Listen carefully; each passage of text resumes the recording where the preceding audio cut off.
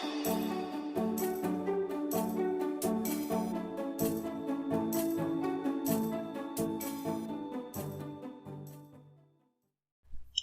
हिंद दोस्तों, स्वागत है आपका YouTube चैनल जयरस्ती। दोस्तों, आज का हमारा टॉपिक है मोशन ऑफ अर्थ, पृथ्वी की गतियां। और इस टॉपिक में हम पढ़ेंगे घूर्णन, रोटेशन, परिक्रमण यानी रिवोल्यूशन, उपसौर पेरिहीलियन, अपसौर अफीलियन, सौर दिवस सोलर डे, नक्षत्र दिवस साइडल डे, नक्षत्र वर्ष साइडल ईयर, लीप ईयर, चंद्र दिवस यानी लूनर डे। तो चलिए शुरू करते हैं आज के अपने टॉपिक को। दोस्तों, पृथ्वी की दो प्रकार की गतियां होती हैं। एक तो होता है घूर्णन और दूसरा होता है परिक्रमण यानी रोटेशन और रिवोल्यूशन। तो सबसे पहले देखते हैं घूर्णन को। पृथ्वी अपने एक्सिस पे, पृथ्वी अपने अक्ष पे, ये पृथ्वी का काल्पनिक एक्सिस है, अक्ष है। पृथ्वी अपने अक्ष पे यानी एक्सिस पे पश्चिम से पूरब की ओर, वेस्ट टू ईस्ट, पश्चिम से पूरब की ओर रोटेट करती है। ये आपकी पृथ्वी है और ये पश्चिम से पूरब की ओर रोटेट कर रही है। ठीक, और कैसे? ये उसका एक्सिस है जिसके सहारे वो रोटेट कर रही है। बात क्लियर? अब इसी की वजह से दिन और रात होते हैं। जो भाग पृथ्वी का सूरज के सामने होता है वहां दिन, और जो भाग उस अपोजिट होता है वहां पे रात। अब जैसे जैसे पृथ्वी का भाग सूरज के सामने आता जाता है वैसे वैसे दिन होता जाता है, जो भाग पीछे चला जाता है वहां पे रात हो जाती है। ठीक, चलिए अब एक दूसरी उसकी गति है परिक्रमण यानी रिवोल्यूशन। पृथ्वी सूर्य के चारों ओर चक्कर लगाती है, जिसे आप कहते हो परिक्रमण या रिवोल्यूशन। और जिस रास्ते पर पृथ्वी चक्कर लगाती है सूर्य का, उस रास्ते को कहा जाता है ऑर्बिट। ऑर्बिट यानी कक्षा। बात क्लियर? अब ये जो कक्षा होता है पृथ्वी का, ये इलिप्टिकल है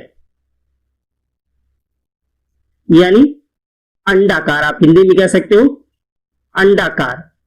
यानी पृथ्वी अंडाकार मार्ग पर सूर्य के चारों ओर चक्कर लगाती है, और ये चक्कर लगा लेती है 365 सही 1/4 दिन में।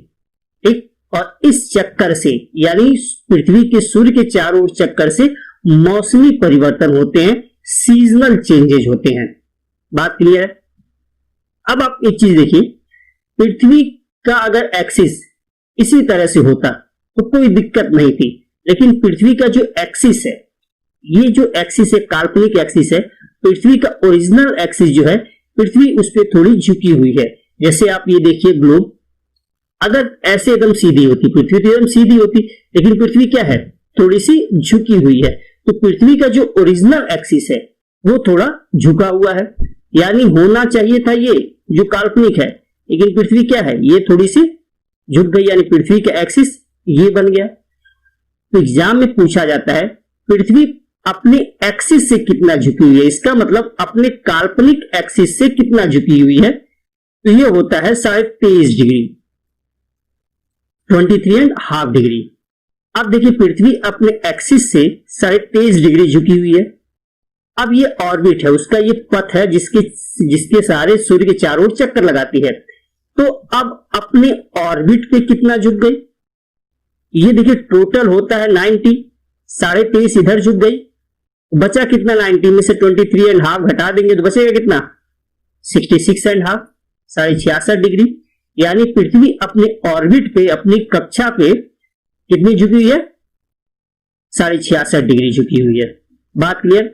और अगर आप अक्षांश और अक्षांश की वीडियो देखे होंगे तो वहां भी ये समझाया हूं, और यहीं से निकल के आया कर्क रेखा, मकर रेखा, आर्कटिक सर्कल और अंटार्कटिक सर्कल, आर्कटिक वृत्त और अंटार्कटिक वृत्त।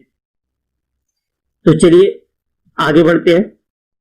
हाँ, ये आप स्क्रीनशॉट ले लीजिएगा, आपके काम आएगा। अब देखिए, चूंकि पृथ्वी अंडाकार मार्ग में सूर्य के चारों ओर चक्कर लगाती है, इसलिए कभी पृथ्वी सूरज की बहुत नजदीक होती है तो कभी सूरज से बहुत दूर होती है। जब पृथ्वी सूरज से सबसे अधिक दूरी पे होती है तो सूरज से पृथ्वी की वो दूरी होती है 152.1 मिलियन किलोमीटर यानी 15 करोड़ 21 लाख किलोमीटर।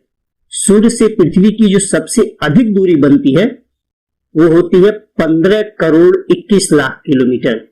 अगर वही सबसे कम दूरी जिस समय पृथ्वी सूर्य से सबसे कम दूरी पे होती है वो होती है 147.1 मिलियन किलोमीटर यानी 14 करोड़ 71 लाख किलोमीटर। जब पृथ्वी सूर्य से सबसे नजदीक होती है इस कंडीशन को कहते हैं पेरीहेलियन यानी उपसौर। क्या कहते हैं?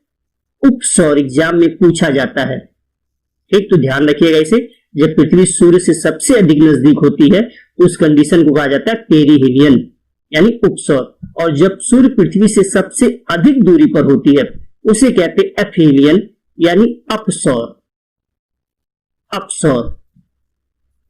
अब आपसे पूछा जाए ये किस दिन होता है, पूरे वर्ष में किस दिन होता है, तो ध्यान रखिएगा पेरीहेलियन की स्थिति यानी उपसौर की स्थिति 3 जनवरी को होती है। यानी पृथ्वी 3 जनवरी को सूर्य से सबसे नजदीक होती है और वहीं अफीलियन 4 जुलाई को होता है यानी पृथ्वी सबसे अधिक दूर सूर्य से होती है 4 जुलाई को। अब आपके दिमाग में एक कीड़ा घूम गया होगा कि अगर पृथ्वी सबसे अधिक दूरी 4 जुलाई को होती है, पृथ्वी से सूर्य की दूरी 4 जुलाई को सबसे अधिक होती है, तो उस समय पृथ्वी को सूर्य से एनर्जी यानी ताप कम मिलना चाहिए। तो जी हां, कम मिलता है। पृथ्वी को उस समय 7 यूनिट एनर्जी कम मिलती है। जब पृथ्वी सूरज से सबसे अधिक दूरी पर होती है तो पूरी पृथ्वी को 7 यूनिट एनर्जी कम मिलती है।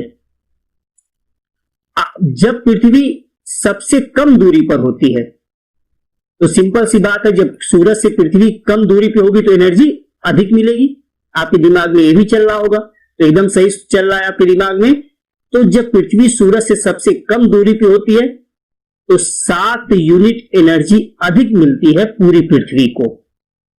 ठीक, अब आप सोचिए ये कंडीशन कैसे हो रहा होगा जब 4 जनवरी को आपके यहां सर्दी होती है। आपके दिमाग में बात आ भी रही होगी कि 4 जनवरी को सर्दी आपके यहां होती है और कब आपकी पृथ्वी को 7 यूनिट एनर्जी अधिक मिल रही है, तो सर्दी कैसे?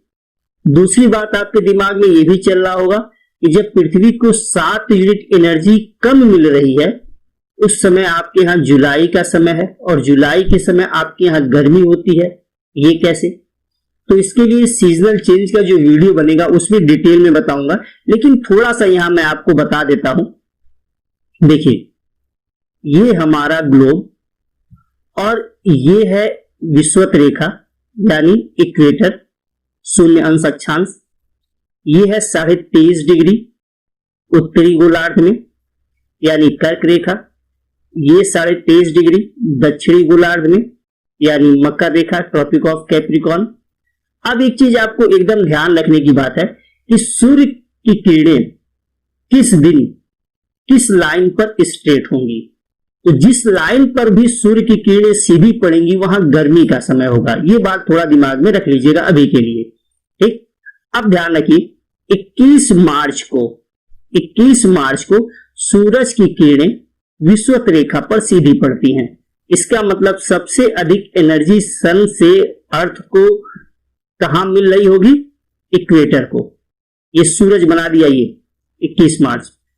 अब 21 जून के दिन सूर्य की किरणें कर्क रेखा पर सीधी पड़ती हैं। ये सूर्य बन गया यानी यहां पे सूरज की किरणें इस समय सीधी पड़ेंगी कर्क रेखा पर। और आपको भी पता होगा कि आपके देश से कर्क रेखा आपके देश के बीचों बीच से होके जाती है कर्क रेखा। यानी जून के समय सूरज की किरणें आपके देश पर सीधी पड़ रही हैं और आपको पता है जून के समय आपके यहां गर्मियों का समय होता है। फिर 23 सितंबर को सूरज की किरणें दोबारा विषुवत रेखा पर सीधी पड़ती हैं और 22 दिसंबर को सूरज की किरणें ट्रॉपिक ऑफ कैप्रिकॉर्न यानी मकर रेखा पर सीधी पड़ती हैं। अब जब मकर रेखा पर सूरज की किरणें सीधी पड़ेंगी, ट्रॉपिक ऑफ कैप्रिकॉर्न पर सनरेज स्ट्रेट होंगी, तो यहां पे गर्मी होगी मकर रेखा पर। और इस समय आपके देश में यानी कर्क रेखा पर सूरज की किरणें तिरछी पड़ेंगी, तो आपके यहां दिसंबर के समय सर्दी होगी, जबकि इसी समय ट्रॉपिक ऑफ कैप्रिकॉर्न पर मकर रेखा पर गर्मी होगी। और जब आपके देश में सूरज की किरणें यानी 21 जून को सीधी पड़ेंगी ट्रॉपिक ऑफ कैंसर कर्क रेखा पर, तो आपके यहां गर्मी होगी। और उसी समय ट्रॉपिक ऑफ कैप्रिकॉर्न पर सूरज की किरणें तिरछी पड़ेंगी, इसलिए यहां पे सर्दी होगी। तो जब आपके यहां गर्मी होगी तो मकर रेखा पर सर्दी होगी, और जब मकर रेखा पर गर्मी होगी तो आपके यहां सर्दी होगी। ये बात क्लियर हुई। अब एक चीज देखिए, अब इन डेट्स पे आ जाते हैं। 3 जनवरी की डेट को लेते हैं, यानी 22 दिसंबर और 3 जनवरी में बहुत बड़ा अंतर नहीं है, 12-13 दिन का अंतर है, तो 12-13 दिन के अंतर से बहुत बड़ा चेंज नहीं होगा। तो 3 जनवरी को मकर रेखा पर सूरज की किरणें सीधी पड़ रही हैं, यानी यहां पे गर्मी होगी, यानी समर होगा। इस समय यहां पे गर्मी होगा, और इसी समय ट्रॉपिक ऑफ कैंसर कर्क रेखा पर सर्दी होगी। इस समय यहां पे सर्दी होगी। अब देखिए, जब यहां पे गर्मी है, सूरज की किरणें सीधी पड़ रही हैं, तो मान लीजिए गर्मी के समय यहां 40 डिग्री सेल्सियस टेम्परेचर होगा, और यहां पे विंटर है, सर्दी है, तो मान लीजिए यहां पे 20 डिग्री सेल्सियस टेम्परेचर होगा। अब आपको ध्यान रखना है, बात कब की हो रही है? 22 दिसंबर यानी 3 जनवरी की। 22 दिसंबर अभी भी बोला हूं, 3 जनवरी 22 दिसंबर में केवल 12-13 दिन का अंतर है, तो 3 जनवरी की बात हो रही है। अब इस समय देखिए, सूरज क्या है, पृथ्वी से सबसे अधिक नजदीक है, तो पूरे पृथ्वी को 7 यूनिट एनर्जी अधिक मिलेगी, यानी उत्तरी गोलार्ध को भी 7 अधिक मिलेगा और दक्षिणी गोलार्ध को भी 7 अधिक मिलेगा। इसका कितना हो गया? 27 डिग्री सेल्सियस, और इसका कितना हो गया? 47 डिग्री सेल्सियस। यानी दक्षिणी गोलार्ध में गर्मी पड़नी चाहिए थी 40 डिग्री सेल्सियस वाली, टेम्परेचर कितना मिलना चाहिए? 40 डिग्री सेल्सियस। मिल कितना रहा है? 47 डिग्री सेल्सियस। तो भाई यहां गर्मी अधिक पड़ेगी और गर्मी भी यहां होगी। तो आप एक चीज देख लीजिए, पृथ्वी नजदीक होने की वजह से के बावजूद भी आपके यहां सर्दी है। क्यों है? क्योंकि सूरज की किरणें मकर रेखा पर सीधी पड़ रही हैं, तो इसलिए आपके यहां सर्दी है। और लेकिन सर्दी होने के बावजूद अगर 7 यूनिट एनर्जी अधिक मिल रही है, तो आपके यहां सर्दी पड़नी चाहिए थी 20 डिग्री सेल्सियस वाली, पड़ कितनी रही है? 27 डिग्री सेल्सियस वाली। यानी आपके यहां सर्दी की इंटेंसिटी यानी सर्दी की तीव्रता कम है, क्योंकि उस समय सूरज पृथ्वी से नजदीक है। बात क्लियर? अब जरा 4 जुलाई वाले कंडीशन को देखते हैं। 4 जुलाई यानी 21 जून। आप 21 जून और 4 जुलाई में बहुत बड़ा अंतर है नहीं, 12-13 दिन का अंतर है। तो इस समय सूरज की किरणें कर्क रेखा ट्रॉपिक ऑफ कैंसर पर सीधी पड़ रही हैं। अगर ट्रॉपिक ऑफ कैंसर पर सीधी पड़ रही है तो यहां पे समर होगा। कब की बात हो रही है? 4 जुलाई, दिमाग में बिठा लीजिएगा, 4 जुलाई की, यानी 21 जून। 12-13 दिन के अंतर में कुछ होगा नहीं। अगर यहां गर्मी है तो यहां 40 डिग्री सेल्सियस टेम्परेचर मान लेते हैं, भाई गर्मी में 40 होगा। और जब सूरज की किरणें यहां सीधी पड़ेंगी तो उसी समय मकर रेखा पर तिरछी पड़ेंगी, तो यहां सर्दी होगा, तो यहां विंटर हो गया। तो यहां विंटर में 20 डिग्री मान लेते हैं। अब देखिए, इस समय पृथ्वी सूरज से दूर है, सबसे अधिक दूर, तो 7 यूनिट एनर्जी क्या हो रही है? कम मिल रही है। तो यहां 40 था तो 7 माइनस इधर भी, और 20 इधर था तो इधर भी 7 माइनस, इधर हो गया 17 और इधर हो गया 33। यानी इस समय पृथ्वी सूरज से दूर होने के बावजूद आपके यहां गर्मी पड़ी थी, क्योंकि सूरज की किरणें आपके यहां सीधी थी, तो गर्मी पड़ी। लेकिन जितनी गर्मी पड़नी चाहिए थी 40 डिग्री वाली, वो नहीं पड़ी आपके यहां। कितनी पड़ रही है? 33 डिग्री टेम्परेचर मिल रहा है। और इसका कारण क्या है? सूरज पृथ्वी से दूर है। अब इसी समय जरा हम दक्षिणी गोलार्ध में मकर रेखा पर पहुंचते हैं। सर्दी पड़नी चाहिए थी 20 डिग्री वाली, लेकिन टेम्परेचर कितना मिल रहा है? 13 डिग्री। भाई 20 में 7 गया, कितना बचेगा? 13 डिग्री। यानी यहां सर्दी की तीव्रता क्या हो जाएगी, बढ़ जाएगी, क्योंकि टेम्परेचर कम मिल रहा है। और उत्तरी गोलार्ध में गर्मी की तीव्रता घट जाएगी, क्योंकि टेम्परेचर क्या हो रहा है, कम मिल रहा है। तो आप देखिए हर मामले में नॉर्दर्न हेमिस्फीयर फायदे में है, गर्मी भी कम पड़ रही है उत्तरी गोलार्ध में और सर्दी भी कम पड़ रही है, जबकि दक्षिणी गोलार्ध में गर्मी भी अधिक पड़ रही है और सर्दी भी अधिक पड़ रही है। और ये कारण बनता है हमारा पृथ्वी का सूर्य की जो परिक्रमा करती है वो इलिप्टिकल पाथ में करती है, साथ में इसका जो पोल होता है वो झुक जाता है। इसके बारे में डिटेल में डिस्कस करेंगे, ग्लोब को दिखाते हुए डिस्कस करेंगे हम सीजनल चेंज में। ठीक, तो चलिए आगे बढ़ते हैं। हाँ, एक चीज और यहां बताते चलूं, जब पृथ्वी सूरज के पास होती है, नजदीक होती है, तो पृथ्वी की जो कच्छी गति होती है, इसकी स्पीड ठीक ये बढ़ जाती है। और जब पृथ्वी सूरज से दूर होती है तो इसकी कक्षी गति स्लो हो जाती है। ध्यान रखिएगा, यानी जब पृथ्वी सूरज से नजदीक होगी तो यहां से तेजी से आगे बढ़ेगी, और जब सूरज से दूर होगी तो यहां से धीरे धीरे आगे बढ़ेगी। तो पृथ्वी के नजदीक होने, सूरज से नजदीक होने से कक्षी गति बढ़ जाती है और दूर होने से कक्षी गति स्लो हो जाती है। चलिए आगे बढ़ते हैं। अब देखते हैं सौर दिवस। सौर दिवस क्या होता है, ध्यान रखिएगा। सौर दिवस तो पहले आप सीधे सीधे देखिए 24 घंटे का होता है। कैसे होता है देखिए, मान लीजिए ये आपका, मान लीजिए क्या है ही ग्लोब, आपका है ग्लोब, और आप सूरज हो। ठीक, और एक उदाहरण दे देता हूं मैं। सूर्य भगवान ने आपके ऊपर विशेष अनुकंपा दिखा दी, सूर्य भगवान ने, और कहा बेटे आप हमारे यहां आके रह सकते हो। इतनी अनुकंपा सूर्य भगवान ने दे दी और आप सूर्य पे जाके रहने लगे ठीक कुछ दिनों के लिए। और आपके पास एक गर्लफ्रेंड है जो पृथ्वी पे ही रहती है। ठीक, तो अब आप सूर्य से अपनी गर्लफ्रेंड को देख रहे हो, यानी आंखें चार कर रहे हो पृथ्वी पे जो आपकी गर्लफ्रेंड है। बात क्लियर? इसका मतलब यह हुआ कि जहां सूरज की किरणें सीधी पड़ रही हैं, ठीक, उसे कहा जाएगा अध सौर बिंदु। यानी आप सूरज हो, सूरज पे हो, और यहां जहां आप देख रहे हो एकदम सीधी किरण पड़ रही है, उसे कहोगे आप अध सौर बिंदु। बात क्लियर? अब ध्यान रखिए, बाकी कहीं भी सूरज की किरणें सीधी नहीं पड़ेंगी, इधर भी तिरछी पड़ेंगी, इधर भी तिरछी पड़ेंगी, ऊपर भी तिरछी पड़ेंगी, नीचे भी पड़ेंगी। केवल एक पॉइंट होगा सब सोलर पॉइंट का, ठीक, कौन सा होगा? जहां सूरज की किरणें सीधी पड़ेंगी, और वहीं आपकी गर्लफ्रेंड बैठी है, आप सूरज से गर्लफ्रेंड को देख रहे हो, आपकी आंखें चार हो रही हैं। अब आपकी गर्लफ्रेंड कहती हैं कि बाबू आप यहीं बैठे रहना, मैं कुछ काम करके वापस आती हूं एक चक्कर लगा के। तो आपकी पृथ्वी, यहां पे आपकी गर्लफ्रेंड है, एक चक्कर लगा के जब ये वापस आएंगी तो कितना घंटा बीत जाएगा?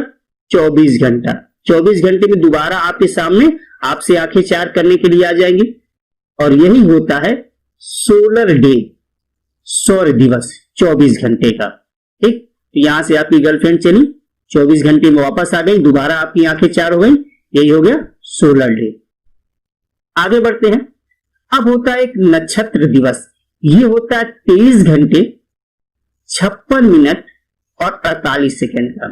यहां थोड़ा सा ध्यान दीजिएगा, साइडल डे में यहां फिर एक बार सूर्य भगवान की आपके ऊपर अनुकंपा हो गई, और सूर्य भगवान ने कह दिया कि बेटा कुछ दिन और हमारे पास आप रह लो, और आप सूर्य भगवान के पास रहने चले गए।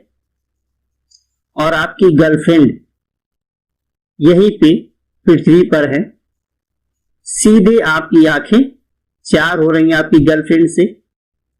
अब जिस जगह पे, अब ध्यान रखिएगा, जिस जगह पे सूर्य की किरणें सीधी पड़ रही है उसे क्या कहेंगे? सब सोलर पॉइंट, अध सौर बिंदु, यानी यही आपकी गर्लफ्रेंड है। अब आपकी गर्लफ्रेंड कहती हैं कि बेबी आप यहीं पे रहना, और मैं एक चक्कर लगा के वापस आपसे आंखें चार करने आती हूं।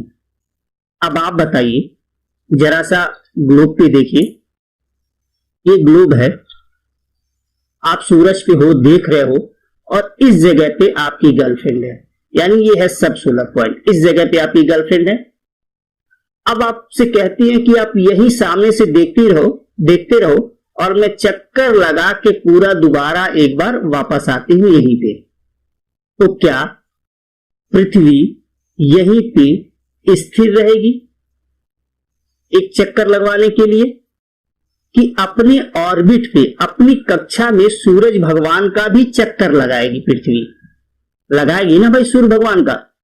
तो आपकी गर्लफ्रेंड जैसे यहां से पृथ्वी के साथ घूमी, वैसे ही पृथ्वी भी थोड़ा क्या होगी, आगे की ओर घूमेगी, ठीक, अपनी ऑर्बिट पे घूमेगी। अब कितना घूम जाएगी आप बताइए? पृथ्वी सूर्य के चारों ओर जो चक्कर लगाती है वो कितने दिन में लगाती है? 365 दिन में। 365 सही 1/4 वैसे, लेकिन यहां अभी 1/4 छोड़ो, 365 दिन में एक चक्कर लगा लेती है। अब 365 दिन में अगर एक चक्कर लगा ले रही है तो एक चक्कर में पूरा कितने डिग्री घूम जाएगी? एक चक्कर में कितना घूम जाएगी? 360 डिग्री घूम जाएगी। यानी 365 दिन में कितना घूम गई? 360 डिग्री घूम गई। यानी एक दिन में आपकी पृथ्वी लगभग 1 डिग्री घूम रही है, लगभग 1 डिग्री घूम रही है। यानी जब तक आपकी गर्लफ्रेंड इस जगह से घूम के दोबारा यहीं पे आएंगी आपसे आंखें चार करने के लिए, तब तक पृथ्वी भी अपनी ऑर्बिट पे आगे बढ़ जाएगी। पृथ्वी भी क्या होगी? अपनी कक्षा में आगे बढ़ जाएगी सूरज के चक्कर लगाने के लिए। अब आप देखिए, सूरज का चक्कर लगाने के लिए अगर आपकी पृथ्वी आगे बढ़ रही है तो 1 डिग्री बढ़ी, और ये किस रास्ते पर बढ़ रही है? दीर्घवृत्ताकार मार्ग पे। वो मार्ग सीधा नहीं है, ऐसे नहीं कि ये यहां से ऐसे सीधे बढ़ रही ऊपर, क्या है? दीर्घवृत्ताकार मार्ग है। और इसकी वजह से क्या होता है, जब ये पॉइंट यहां से घूम के 24 घंटे में यहां आना होता है, पृथ्वी के थोड़ा सा आगे बढ़ने की वजह से थोड़ा पहले आ जाता है। और कितनी देर में आ जाता है? 23 घंटे 56 मिनट 48 सेकंड, यानी लगभग 4 मिनट पहले। इसका मतलब यह हुआ कि आपकी गर्लफ्रेंड से आपकी आंखें चार कब हो जाएंगी? 4 मिनट पहले ही हो जाएंगी। और यही होता है नक्षत्र दिवस। कैसे हुआ भाई? आपकी गर्लफ्रेंड क्या थी, यहां से घूम के वापस आने वाली थी, इस पे चलती, और ये घूम के 24 घंटे में आती यहां पे। लेकिन पृथ्वी क्या हुई? अपने ऑर्बिट पे थोड़ा सा आगे बढ़ गई। जब थोड़ा सा आगे बढ़ी तो दीर्घवृत्ताकार मार्ग है, तो आगे बढ़ी तो थोड़ा सा पहले ही वो पहुंच गई सब सोलर पॉइंट, यानी आपकी गर्लफ्रेंड की आंखें 4 मिनट पहले ही आपके सामने पहुंच गई। ठीक, तो यही बना आपका नक्षत्र दिवस। बात क्लियर? ये बात समझ में आ गई होगी आपको अच्छे से। तो ध्यान रखिएगा, नक्षत्र दिवस और सौर दिवस एग्जाम में पूछा जाता है कि नक्षत्र दिवस कितने दिन का होता है और सौर दिवस कितने दिन का होता है। तो इस बात को आप एकदम ध्यान रखिएगा, सौर दिवस अलग, नक्षत्र दिवस अलग। अब एक चीज और है, इनमें दोनों में सही कौन सा है? ध्यान रखिएगा, सही तो हमारा नक्षत्र दिवस ही है, क्योंकि यहां इसमें पृथ्वी के घूर्णन गति को भी, यानी एक्सियल मोशन को भी, और परिक्रमण को भी, यानी रिवोल्यूशन को भी, दोनों को शामिल करके ये निकाला गया है। तो फिर ये क्या है? तो ये तो हमने अपने जीवन को आसान बनाने के लिए, दिनचर्या को आसान बनाने के लिए, अगर हम अपनी घड़ी में 23 घंटा 56 मिनट 48 सेकंड सेट करते तो हम सेकंड में ही उलझ जाते, इसलिए हम राउंड फिगर में ले लिए 24 घंटा। तो ये तो हो गया हमको आसानी से काम करने के लिए, ये हो गया वास्तविक। हमको हकीकत में घड़ी इसी में पे बनानी चाहिए थी, लेकिन हमने क्या किया? आसानी के लिए बना लिया। लेकिन अगर ये है, अगर ये हकीकत में 4 मिनट पहले है, तो इसका यूज कहीं ना कहीं तो होगा, इसका यूज कहीं ना कहीं होगा। कहां होगा ये जरा देखिए, ये है नक्षत्र वर्ष। नक्षत्र वर्ष होता है 365 दिन 6 घंटे 9 मिनट 54 सेकंड का, यानी एक नक्षत्र वर्ष बराबर 365 दिन 6 घंटे 9 मिनट 54 सेकंड। आप कहते हो ना एक साल कितने दिन का होता है? 365 सही 1/4, तो 1/4 मतलब क्या हुआ? 24 घंटे का चौथा भाग यानी 6 घंटे। तो वही तो है ये वही तो है 365 सही 1/4 ही तो है, 6 घंटा लिख दिया गया। अब ये 6 घंटा कहां से आया भाई? तो ये जो 4 मिनट प्रतिदिन बढ़ रहा था, 365 दिन हर रोज जो 4 मिनट बढ़ा है वो जुड़ते जुड़ते कितना बन गया है? 6 घंटा। और यही 6 घंटा हमारा एक साल बनता है। ठीक, सॉरी, यही 6 घंटा जुड़ के हमारा बनता है 365 सही 1/4। ठीक, तो ये यहीं से निकल गया। तो नक्षत्र दिवस का जो ये होगा 4 मिनट, ये जुड़ेगा ना कहीं, तो यहां जुड़ गया, ये हो गया आपका नक्षत्र वर्ष। चलिए अब आगे बढ़ते हैं। अब एक आता है लीप ईयर। अब लीप ईयर क्या होता है? कितने दिन का होता है? 366 दिन का, 366 डेज का होता है, जिसमें फरवरी 29 की होती है। वैसे तो आपका ये 365 से 1/4, तो अगर 6-6 घंटे 4 साल हम जोड़ते जाएं तो 4 साल में ये बन जाएगा 24 घंटे, और 24 घंटे बराबर होता है एक दिन। और ये एक दिन जब जुड़ता है 4 साल में वो बनता है 366, और इसी 366 वाले साल को कहा जाता है लीप ईयर। और उस साल फरवरी का महीना होता है 29 दिन का। ठीक, इसी तरह एक सेंचुरी लीप ईयर होता है जिसमें 400 से शताब्दी भाग चला जाता है। फिलहाल इतना डिटेल में आप रीजनिंग में पढ़ते ही होंगे, तो वहां जाने की जरूरत नहीं है। अब एक होता है चंद्र दिवस यानी लूनर डे। अभी तक जो हम डिस्कस कर रहे थे आपसे, वो कर रहे थे सूर्य और पृथ्वी के बारे में। अब आपसे डिस्कस करते हैं पृथ्वी और चंद्रमा के बारे में। अब जरा एक इसको एग्जाम्पल से समझेंगे, लेकिन ये देख लीजिए चंद्र दिवस कितने समय का होता है? 24 घंटे 50 मिनट में, 24 घंटे 50 मिनट। अब ये कैसे? सौर दिवस 24 घंटे का ही होता है, लेकिन चंद्र दिवस 24 घंटे 50 मिनट। ठीक, नक्षत्र दिवस 23 घंटे 56 मिनट 48 सेकंड का होता है, लेकिन चंद्र दिवस 24 घंटे 50 मिनट। ये कैसे होता है वो देखिए। ये देखिए, ये चंद्रमा है। इस बार आपकी गर्लफ्रेंड को भेज दिया जाता है चंद्रमा पे। आपकी गर्लफ्रेंड चंद्रमा पे बैठी हुई है। ठीक, वैसे भी चंद्रमा सुकून देने वाला होता है, सुकून देता। चंद्रमा को बहुत देर तक देख सकते हो, इसीलिए तो लड़कियों का नाम चंद्रमुखी, चंद्रकला इस तरह नाम रखा जाता है। फिलहाल ध्यान से देख सकते हैं लंबे समय तक। अब आप देखिए, ये चंद्रमा है और इसी पे आपकी गर्लफ्रेंड बैठी हुई है, और आप पृथ्वी पर बैठे हो, और यहां पृथ्वी पर हो, आपसे आपकी गर्लफ्रेंड की आंखें चार हो रही हैं। ठीक, एकदम जिस पॉइंट पे अभी जिसके बारे में हम डिस्कस कर रहे थे, सौर दिवस, सेम वही कंडीशन, बशर्ते सूर्य की जगह चंद्रमा आ गया यहां पे। अब आप अपनी गर्लफ्रेंड से, इस बार आप कह रहे हो अपनी गर्लफ्रेंड से कि तुम वहीं रुकी रहना, मैं एक चक्कर लगा के कुछ काम करके दोबारा आपसे आंखें चार करने एकदम उसी जगह पे आ जाता हूं। अब आप अपनी गर्लफ्रेंड से कहते हो यहीं रुकी रहो अपनी जगह पे, चंद्रमा पे जहां पे हो, हिलना डुलना नहीं, मैं एक चक्कर लगा के आता हूं। और एक चक्कर लगाने आप चल लिए, तो क्या चंद्रमा वहीं रुका रहेगा कि आपकी गर्लफ्रेंड से आपकी आंखें चार करवाएं? चंदा मामा तो रुकेंगे नहीं भाई। चंदा मामा भी क्या करेंगे? पृथ्वी का चक्कर लगाते हैं ना, ये पृथ्वी का चक्कर लगाते हैं चंदा मामा, ये आपकी पृथ्वी।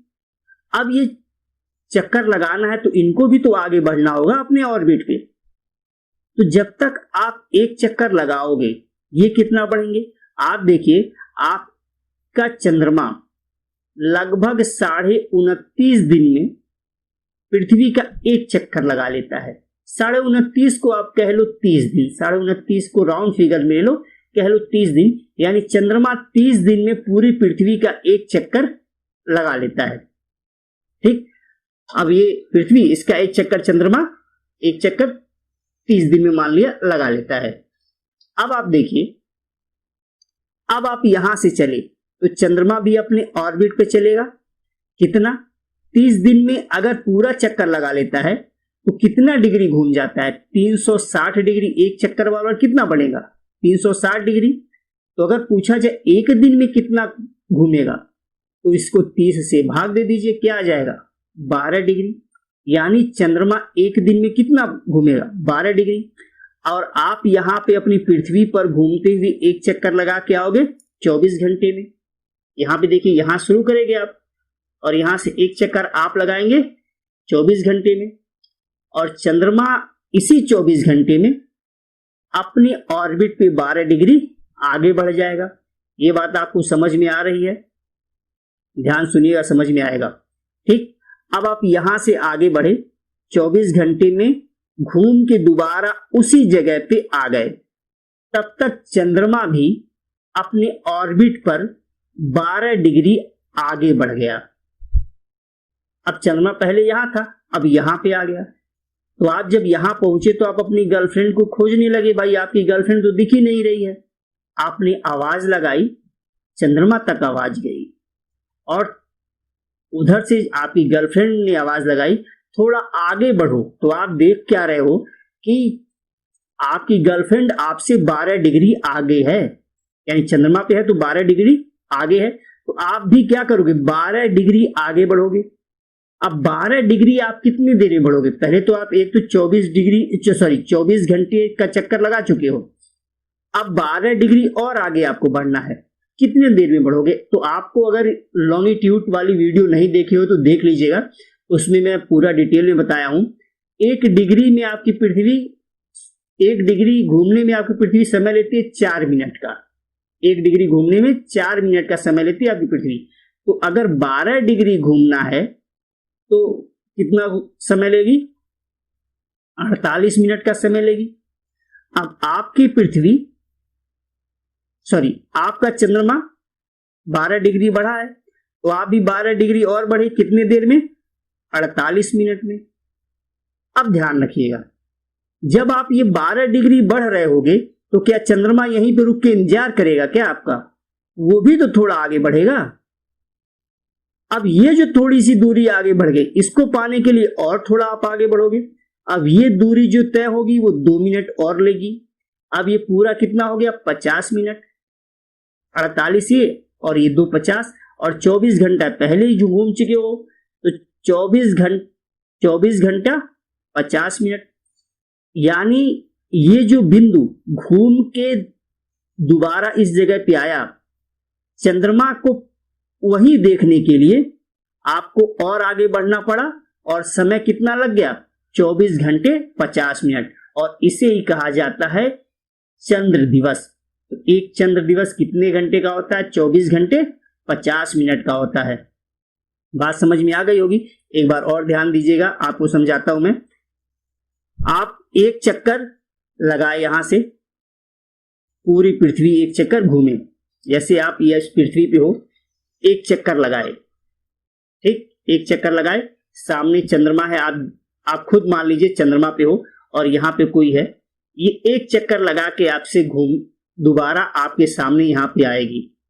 तब तक आप थोड़ा सा आगे बढ़ गए, अपनी जगह से थोड़ा सा घिसक गए। यहां पे जब आप अपनी जगह से थोड़ा खिसकोगे तो ये वाली जगह उस जगह से तो मिल नहीं पाएगी। अब आपसे मिलने के लिए इस जगह को थोड़ा सा और आगे बढ़ना पड़ेगा। तो पूरा एक चक्कर आप पहले लगाए थे 24 घंटे का, और थोड़ा सा और जो लगाओगे वो 50 मिनट का हो जाएगा। तब आप चंद्रमा को सामने से देख पाओगे, ठीक।